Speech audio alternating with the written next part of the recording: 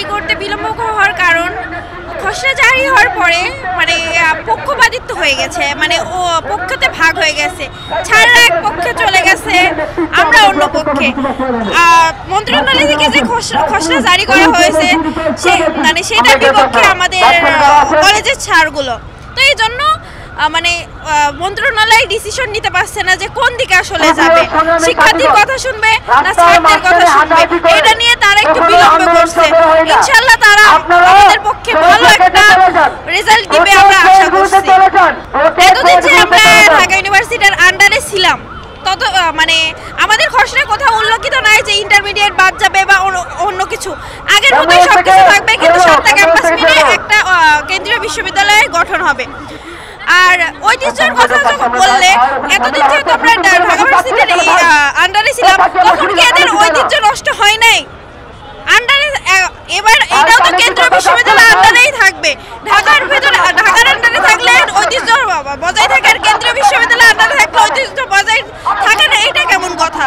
এটা কোনো ঐতিহ্যের কথা না, এটা হচ্ছে নিজের স্বার্থোত্তরের জন্য ঐতিহ্যের নাম করে চালানো হচ্ছে। এইটা তাদের মন্তব্য, তারা হয়তো তাদের দিক দিয়ে সঠিক, আমরা আমাদের দিক দিয়ে ইনশাল্লাহ আমরা যুক্তিমূলক কথা বলছি। কিন্তু তিতুমির যে স্বতন্ত্র একা বিশ্ববিদ্যালয় হওয়ার যোগ্যতা রাখে এটা ভুল কথা, কারণ তাহলে 7টা কলেজে তো বলবে আমরা একা একটা বিশ্ববিদ্যালয় হওয়ার যোগ্যতা রাখি, ইডেন বলবে আমরা মহিলা বিশ্ববিদ্যালয় হওয়ার যোগ্যতা রাখি, তখন কি হবে? তাই চাচ্ছি সবকিছু সমাধান করে 7টি কলেজ মিলে একটা বিশ্ববিদ্যালয় হোক, যাতে সবার সুবিধা হোক, বিশ্ববিদ্যালয়ের সিট বাড়ুক, আমাদের প্রজন্ম আগামী প্রজন্ম একটা বিশ্ববিদ্যালয় উন্নত মানের একটা বিশ্ববিদ্যালয়ে পড়ার সুযোগ পায়। এটা টোটালি শিক্ষা মন্ত্রণালয় নির্ভর করে, তারা শিক্ষার মান কেমন দেবে বা কেমন হচ্ছে গবেষণামূলক শিক্ষা দেবে। কিন্তু একটা ইউনিভার্সিটির আমার মতে একটা গবেষণামূলক শিক্ষা, উন্নত মানের শিক্ষা, যাতে আমরা ভালো কিছু করতে পারি।